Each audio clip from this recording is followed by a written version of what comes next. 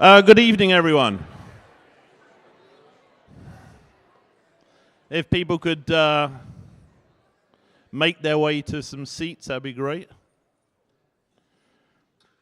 So I'd like to offer a warm welcome to all of our alumni in the audience, our parents, our alumni parents, faculty and staff, trustees, and friends. For those of you who don't know me, John Strudwick. I have had the honor of serving as the head of school at Lake Forest Academy for the past 17 plus years. This is my 18th year. I'm also someone that everybody at the Academy knows is committed to the concept of global pluralism. Not certain the school kind of knew that term before I came in 2001. Some of them wished I hadn't, but no. It is something which I'm very proud of, and I'm proud of what the school has achieved at Lake Forest Academy in that regard. And you know, our tagline, Midwestern Heart, Global Mind, is something that we're very, very proud of. So I think this tonight might turn out to be, and this entire year, turn out to be one of the more exciting times for me as I've gone through my career at the Academy. Because, you know, tonight we welcome the premiere of the Global Generation film, a documentary filmed on our campus by Emmy award-winning filmmakers Mike Leonard and Mary Kay Wall. So tonight we're going to have an opportunity to kind of preview this film. It will be shown on Thursday at 9 o'clock on Channel 11. It's there, and I think also, I think the PBS website even, I think, have picked it up as well already, which is great. And I think there's also going to be some other WGN and some other interviews that are coming up this week. So you're going to see a fair bit about this. So you're going to get a chance to see the sneak preview and then have the chance to ask some questions to the film's creators. The other part of my role is to introduce the film's producers, Mary Kay Wall and Mike Leonard. Emmy award-winning filmmaker, Mary Kay Wall, executive producer of Leonard Films. As she's told me, she can't let Mike kind of in charge of any of the business side of the things because it would be chaotic. Yeah, I know that. Yeah, that's true. And Mary Kay and Mike have co-created 20 films for television and other platforms. And their latest sort of ongoing project, In Common, is a public television and online documentary series about aspects of life that resonate with us all. And particularly the current focus of In Common is on people finding solutions to divides within society, both nationally, I think, and globally. Mike Leonard, retired feature correspondent for the NBC Today show, also the author of the best-selling book, also had some nice clips from the on the Today show, The Ride of Our Lives, Roadside Lessons of an American Family. And his assignments have taken him around the United States and throughout the world in search of kind of those real stories that define our lives. Full transparency, Mike Leonard is a proud graduate of Lake Forest Academy, class of 1966.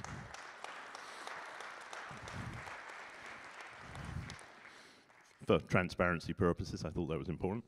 And also, actually, last year, some of you might remember, he graciously served on the all-alumni panel at the Academy Chicago Networking Lunch, where he and his colleagues explored the question, is journalism dead?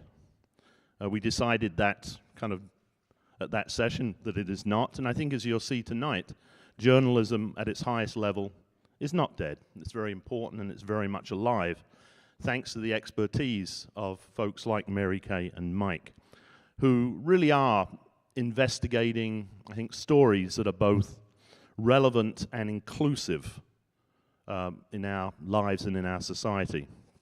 And so with that, I'd like to invite Mike up to just say a few words about the film. I would say that after the showing, we are going to do a Q&A.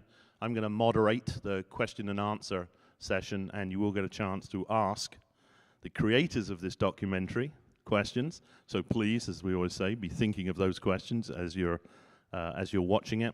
And it's now my honor to invite Mike Leonard to the stage just to say a few things about the film. Mike. Thank you, Jan. Thank you for coming tonight. This is not a promo film It's not a history of Lake Forest Academy. What happened, it's basically a collection of thoughts and voices and observations about inclusion, diversity, getting over the fear of failure, and things that are very important. Like most people, I have been concerned lately, or last 4 or 5 years, about the amount of divisiveness that's happening in our country and around the world. And I'm, trying to think, how can we fix this, or can we fix it? And then I started thinking, well, what about the next generation? Can they fix it? Are they up to it? And with that in mind, I started thinking, or we started thinking about, how do we collect these voices? And Mike Schell and I had a meeting maybe a year ago. I talked to him about this idea. Can we get the voices of these teenagers from around the world and talk to them about this subject, and what will come out of it? And Mike loved the idea, and he went at the board of LFA and with John, and they said, yeah, go for it. And we didn't have any, they had tremendous trust in us, because they just let us go and freely roam the campus and talk to the students. And we ended up interviewing about, I think, 65 or 70 people for this story. And every single one is in this movie. That was one of the philosophies I had at NBC. I always wanted to, if I interviewed people, I'd find a way to put them in. And in many cases, these students had never been on TV before, never been interviewed, were nervous, didn't quite know whether they had a voice or not, and they did have a voice, and they're in here. The music that you will hear is great. It's all produced by the LFA family, the choral groups, and the people in the play. I don't know if Michelle is here, but Michelle, who's on the board, when I was working with LFA some years back, I met her and asked what she did in her life other than this, and she told me she was a musician. So an LFA parent and a trustee's music is played throughout this piece. And some students are playing piano and viola in this piece. We couldn't get every student in. We couldn't get every teacher. And thank you, Michael. Michael's in the movie. I remember being so terrified of just reading something. Now, I didn't know that dyslexia was preventing me from reading anything without stumbling. I just thought I couldn't read. And so I did terribly when it was my turn to do it, and I feared it so much. And then I didn't die the next day. I got up, and I felt, well, I didn't do so great on that, but nobody's looking at me in an odd way. And that fear of failure situation plays a big role in this film tonight. So that was the beginning of my trek towards a situation where I was required to speak live in front of 5 and 6 million people, and I wasn't afraid anymore. It started here at LFA. And when you see these young people here with these voices, imagine what that will do for them and for their parents and relatives and some uncle in China or Russia, because that's my son, or that's my grandson, that's my nephew. Imagine what it's going to do for them, and imagine what it's going to do for the child who goes, I didn't know if I had anything to say. And then all of a sudden it's on this big screen and it's on TV and thousands of people are going to see it. So I hope when you watch this, you watch it the way we put it together. There's one last thing I want to say, that Mary Kay had a good idea, a filmmaking idea, to use these aphorisms at the first part where you say, keep on the sunny side or something. We asked the students from different countries speaking different languages to say something from their language in that way. And metaphorically, you can see, and symbolically, that it really says that we all share so much more in common. And isn't it great? Isn't the way to the future to say, yes, let's do that. Let's learn about each other. Let's not fear the other. And that's what the story is about. So I hope you enjoy it. We certainly enjoyed making it. Thank you.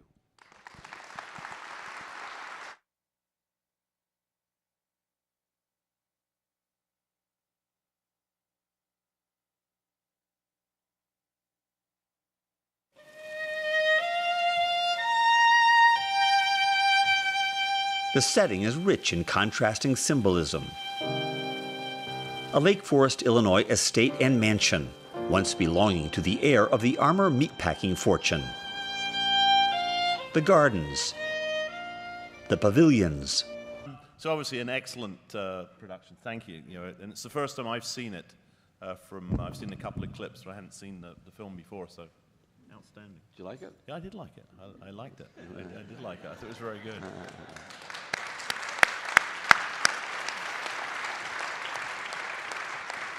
So I think we might have a couple of roving mics around as well, but if folks would like to ask some questions, just raise your hand. I'll see what we can find, and please go ahead. Before we do that, I just want to say that, you know, like I say, it's not the traditional documentary where you have a main character or a big situation to overcome, which is difficult to tell because it's a bunch of small little stories. But in doing it, Mary Kay and I would work at my house, and my wife Kathy would come in all the time and look at clips and say, man, this just makes me feel hopeful. And that was the impression that I got. And you know, we didn't ask or stage or do anything that was for effect. But I just felt, and I know Mary Kay did, and certainly Kathy did, that in light of what's going on, this one small school, this one collection of students and administrators and teachers in one little town in one state is demonstrating what works. And I think, to me, it's going to have a powerful effect when people watch it on television and on a link somewhere. They're going to go, it's simple. Now, I don't know if you feel that way, John. It's not simple to enact it, but the premise itself, just to get to know each other, is better than to doubt and to fear each other. No, correct. And maybe I'll say, while people are waiting to, thinking of questions, one of the things that I guess I hope to achieve a little bit at this institution when I came in 2001 was a notion of kind of a global space. Those of you know my background before. I'd been involved in some global programming, both in terms of students, but also with teachers in particular when I was at Andover. And one of the things I hoped that we would be able to achieve it in the Midwest, which of course I knew nothing about,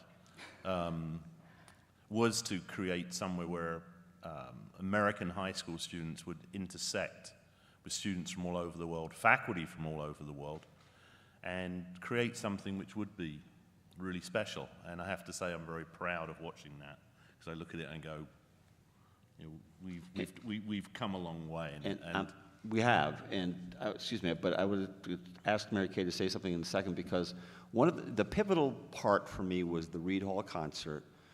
And what would happen is we would just wander around and by instinct say, let's just check out the music room. And we go into the music room, and then the Chinese kids would be singing, and nobody batted an eye, and we just filmed that. And I'd go, that was powerful, but I don't really know why it was powerful.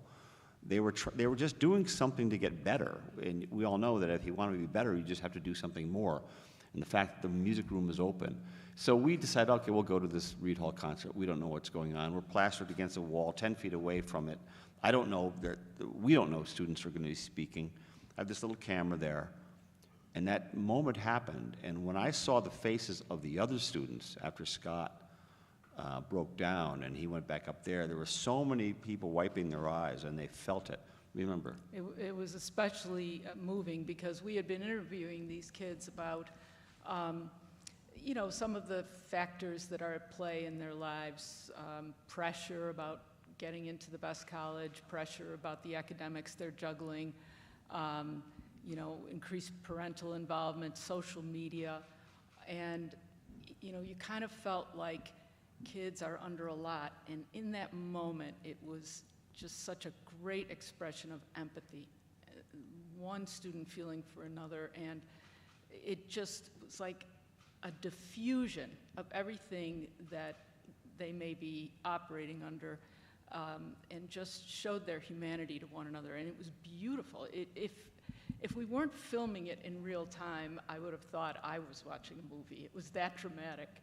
And by the way, Scott, the young man, we've spoken to him about the moment and about showing it, and he couldn't have been happier. He felt like he really gave, everyone a gift. He had that doubt, about coming back to school or something after it happened, but then he really felt lifted and felt like he lifted the group. So questions? Scott, I told him, I'm sorry, I was just thinking this. I never cried. I'm one of 4 boys, and athletic family and this and that, and I never cried publicly, certainly not in high school. It would be the worst thing that could ever happen to me. And so I talked to Scott about it afterwards and told him my story, and he said basically the same thing himself. He was trying so desperately not to show his emotions, but he's okay with it, and I'm okay with it myself now too. But it took me a lot longer than Scott. It took Scott. He learned it here. I'm sorry, he's jumping in. No, it's okay. No Oh, Alex.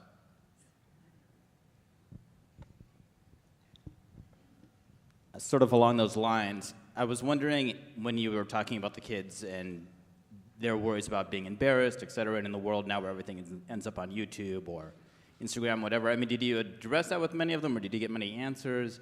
In this case, of course, he was fine with his experience being shared in this format, but how stressed are they at the baseball diamond? Or was that something that just didn't quite come No, up we did. anywhere? We first came in with a different set of ideas. We were going to do diversity, we were going to do social media, we were going to do fear of failure, stress, and all that. But because of the way the world is working right now, the story of inclusion and diversity and acceptance became a bigger story. But I do know that they fear that there's a greater fear of failure now than I seem to remember. I didn't want to fail in front of my peers, but my peers was a small band of people.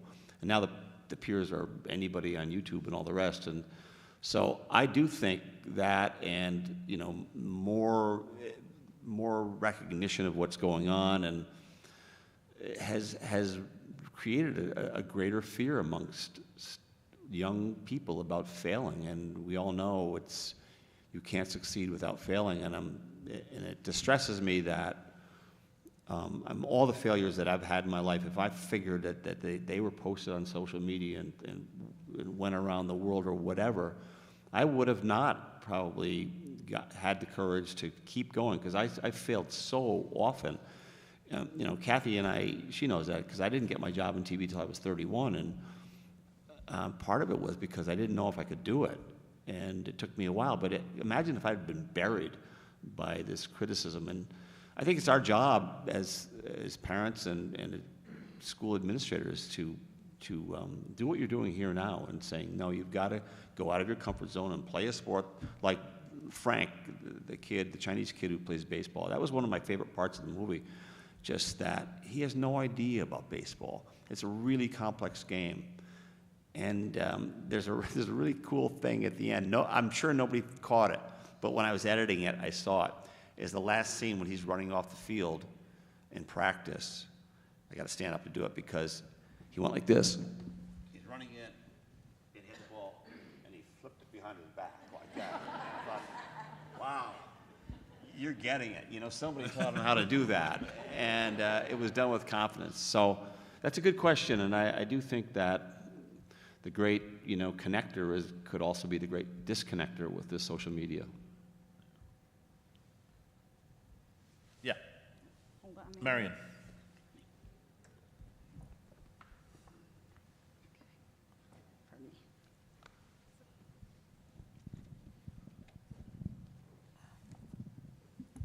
Thank you, Mike and Mary Kay. It was an incredible compilation of stories. And so it just makes me wonder how it evolved and how much you left out and how you kind of wrapped your minds around, well, what do we tell and what didn't you tell, and how it just came together. That's a good question. I'll answer part, and Mary Kay, you do it. We would love to continue doing this because, like I say, we started off with the idea of the cell phones and stress and all the rest. So we asked your daughter and many other people deep questions about that. But when the story shifted, there's so much that we didn't use, and there's so much more to say. So yeah, there's a ton of stuff there, and a ton of stuff that I learned from talking to them. And as I said before this started tonight, that just the fact that your daughter could sit in a sterile kind of, we were off on the side somewhere in a room with a camera, and the two adults there, and talk openly about life. I think even if it wasn't used tonight or this year on this piece, and if it's used later, or even if it's never used, she talked openly, and a lot of the students did that. And you could see them walk away with just more strength that I can say my piece. Right, Mayor? Yeah. I mean, to your question, there was an enormous amount of material, and so it was a Herculean task, to put it in some story form, and to, you have to edit out things that are golden, but we may or may not use them in the future. But I think when John said he felt proud, I think all of you parents today should feel really proud of your kids for all the reasons that Mike mentioned. Their candor, sometimes their sense of, oh, I don't know what this is all about, but I'm going to try. And they thought they'd be nervous and weren't. And also just that when they walk in the door here, they have to be more courageous than at least I did going to high school, and I think most of us. There was more of a sense of, well, I might try this sport, I might do this, I might join the newspaper.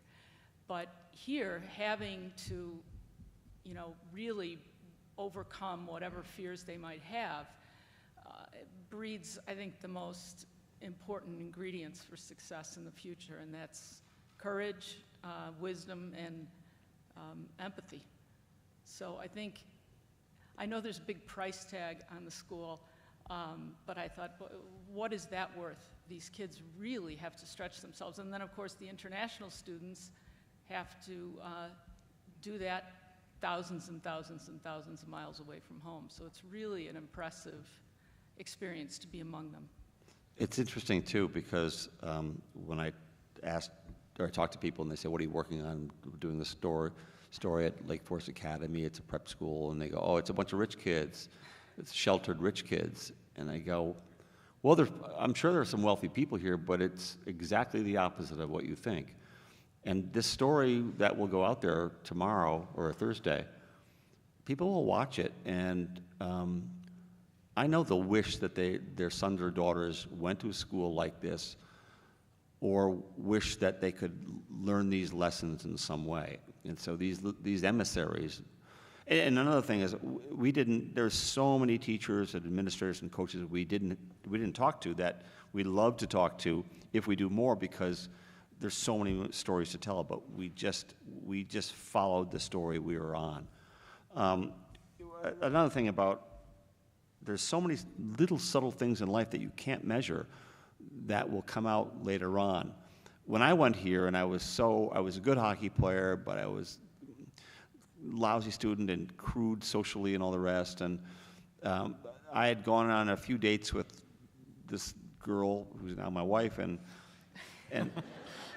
she didn't want anything to do with me, basically. Well, not a little bit, but until I came here, right? And so I came to LFA, and she went to a party. We went at the end of the year, and people going, oh, Mike's a funny guy or something. He's like, my Mike? Are you kidding me? But it was something here. There's something about getting thrown into that and having to stumble before you can walk and all the rest. I wouldn't have walked. I've told John this, that if at the age of what these kids, that age, if someone said to me then that you go down this road, you'll have to talk to 5 million people live, I'd say there's no way I'm going down that road. I would go on a different road. But, I went around and I got the stumbles through life and came back around it. But the kids are lucky enough to get the stumbles here, which aren't easy when you're stumbling.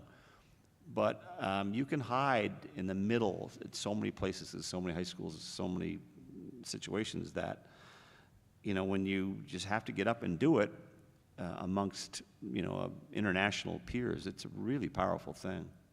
Yeah, and just adding one sort of comment to Mary Kay, you said, one of the things that I wasn't necessarily surprised by, I was proud of, but the notion of empathy and compassion that came through in this was something which, you know, I know our students are great kids and all sorts of things, but that level of empathy that I saw was more than I kind of anticipated, and made me feel, this is pretty special.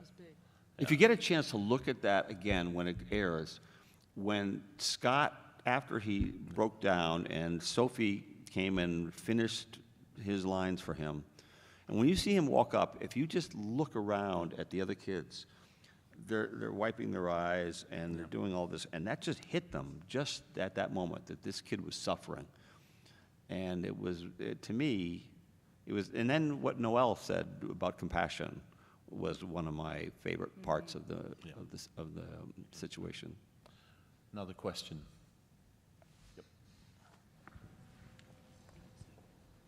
I really enjoyed watching the documentary, and as I was watching it, I was thinking, I wish I could have gone to school here, and actually I was a boarding student here 35 years ago, and I think this is such a gift for the alumni. I think that to see what the school's become, I think it just really sets a beautiful picture, and makes me really proud to go here, even though I feel like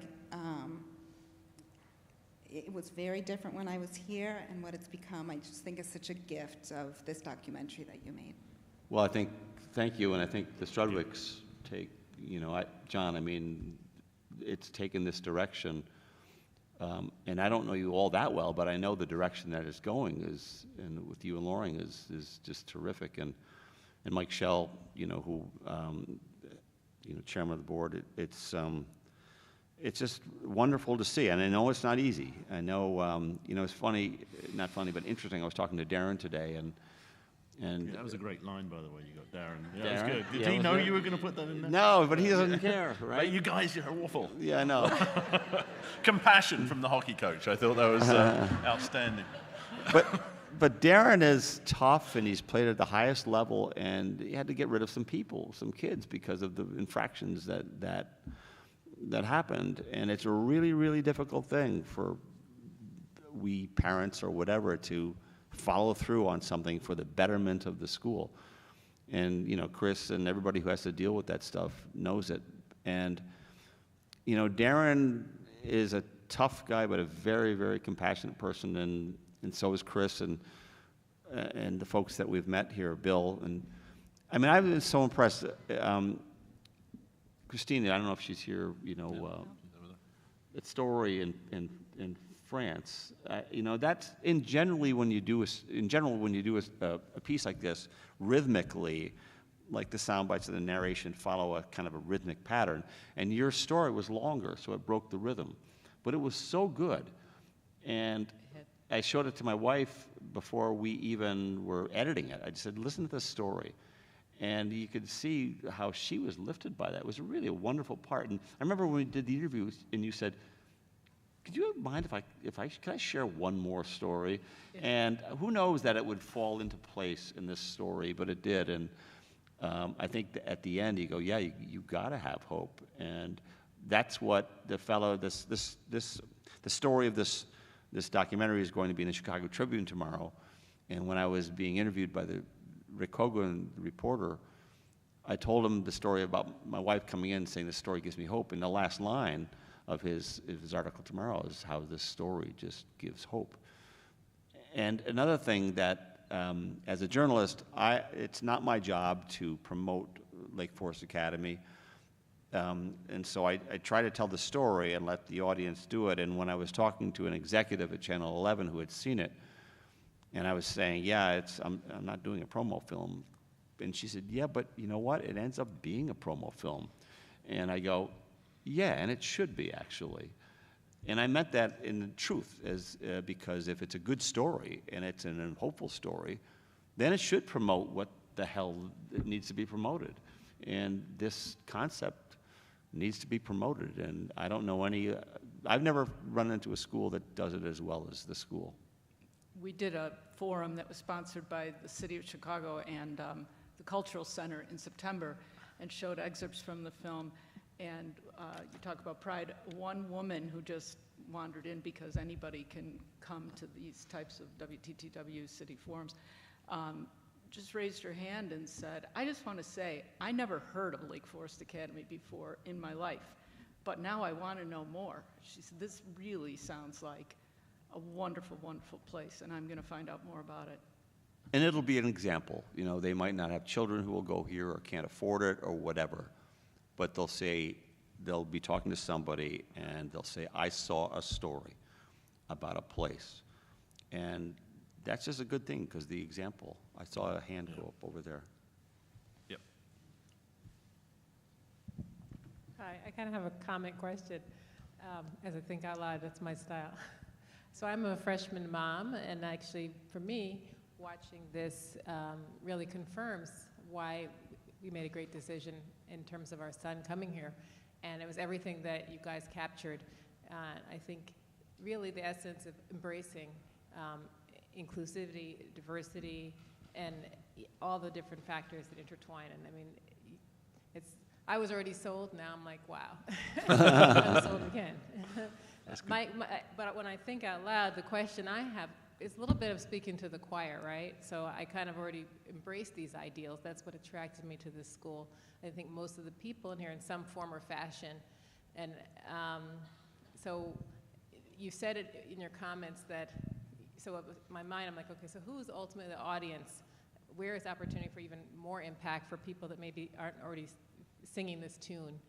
Because I think that's where the opportunity is. But hopefully, with a film done so beautifully like this, it comes to life where people, even broader than the educational environment, because I think you often have this inclusivity more in an educational environment. How do we take that impact even more broadly, I guess? I'm curious on your thoughts. And you can't solve and create world peace, but I don't know. Right. I'd love to hear your No, thoughts. it's a really good question, and that's the power of stories. And I try to stay away from the political stuff. My wife and I, you know, I don't watch news that much. I'm aware of what's going on, but you just try to do what you can do. And this story, like I say, it's a small story about one school, but a bunch of people who have never heard of it are going to see it, and it's going to be spread. And then it can be chopped up in little pieces, so people don't have to watch an hour of it. And it's spread and spread and spread, and that's all we can do. I did a story on the Today Show. I did over 1,000 stories on the Today Show, and some of them were, you know, a small story about somebody in Georgia, and it impacted folks in ways that I never would have imagined, where somebody in the state of Washington saw it and then changed and called me and their lives were changed. And you never actually realize how much happens because you don't come in contact with them. But my philosophy is you just do what you can do. I could sit there and tear my hair out and go, golly, why can't this happen? But we just tell stories, and I think all of humanity has been changed by stories. And so if it's true and not manipulative, you know, there were some moments in the story that were emotional, but we didn't try to manipulate anything. And they're true. Everything was true. And when that happens, I know people react, and it may take a long time, but we're doing something. All of us are doing something, and I appreciate that, because we all want it to be better sooner. But, you know, we just try to push that rock up the hill 1 foot at a time, and we're trying. A final question? Oh, Mr. Shell. First of all, thank you. This is magnificent, and I really appreciate it.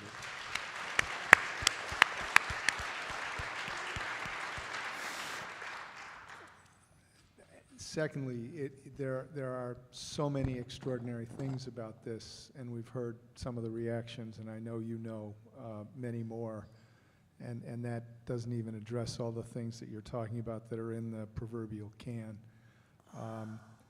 But one of the things that, and I have seen clips, this is not my first introduction to it, but I saw something tonight that I hadn't seen before, and I want to ask you how you think this happened. Some of it, I'm sure, is attributable to your skill as an interviewer, your combined skills as producers and interviewer. But to me, it was everybody, you put a camera where somebody can see that it's focused on them, everybody reacts. I mean, it's very hard to continue just being completely unself-conscious in the face of a camera. But most everybody in this, and certainly it seemed to me, all the kids were completely, it was almost as if the camera wasn't there. And I think that is, by the way, part of the power and the authenticity of this in the sense that there's no manipulation, it's just their story. And I wonder if you have a thought or a theory about exactly how that came to be, if you agree with it. I'm going to answer, and I want you to, because it's a really good point, Mike, because I have had that camera around, and we used to call it the idiot magnet, basically, because you'd have the camera and people go, hey, hi, Mom, all that kind of stuff. It never happened here. And there was a scene, I was in a dorm, and Caleb, a black kid with a Korean-Canadian roommate, and they were so used to us being around. And plus, my camera's really small, and it's available light, so it's not like, hey, let's stop the situation from happening and light it up, and okay, ready, go. It's just, I just wander in. And they were doing homework beside each other, and he just reached into the fridge and threw the other kid a Gatorade. And it was symbolic, and I know he didn't do it for the camera. And right? I never saw anybody mug for the camera once, or even try to get on camera. Completely unaffected. They just kept walking and doing their thing, right?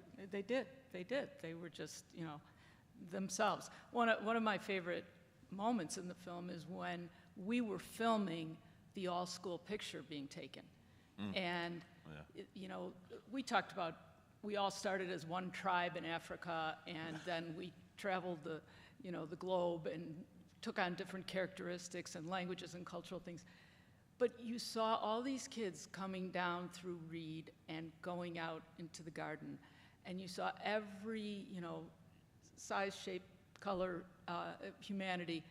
And when they got out there, I said to Mike, if we paid them to do these things, to make a promo film, they were hugging, they were, they had holding hands, everything. It was just magnificent, and it took your breath away to watch all these versions of human beings just embracing one another and loving it. And that was complete. They didn't even know, in fact, that we were filming that because we were off to the side and the picture was being taken from overhead. But it's a gorgeous, it's like a reunion of humanity to me. It was really a great moment. I would just want to close and say that a couple things. In my career at NBC, I did stories mostly about everyday people, so I have had experience with when people get nervous around a camera, which is why we use a really small camera, mostly available light. And Noelle, you remember, when we're in the classroom, we're not disrupting anything. We're off to the side. Same with any teachers who would let us come in. And so part of it is that. But the other part is that John and everybody here just trusted us. And it's really a gamble because, this is a precious place.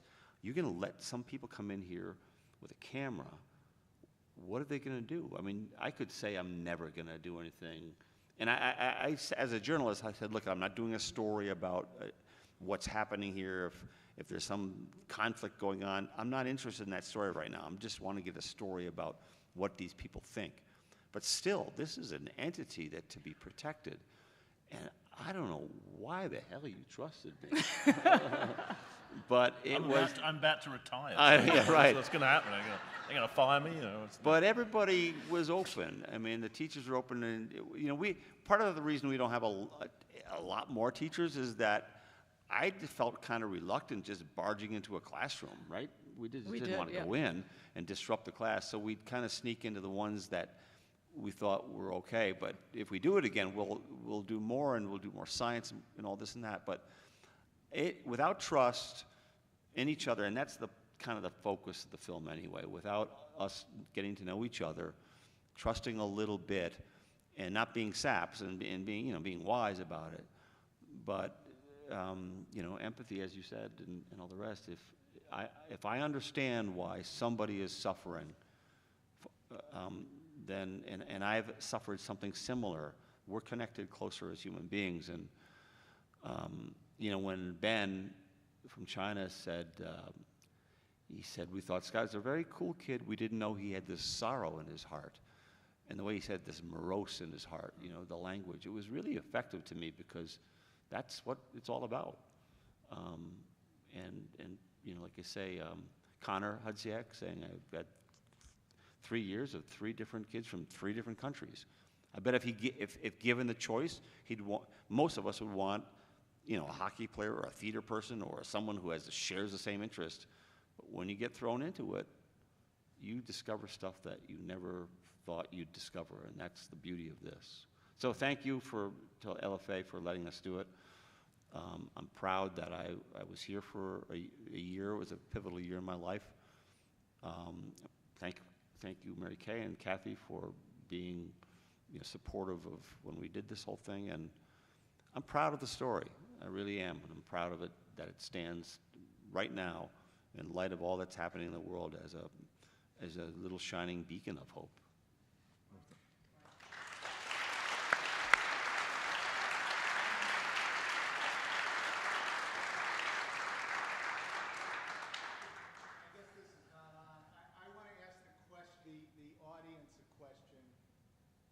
Question I want to ask is, do we think that it would be a good idea if they came back and did it again?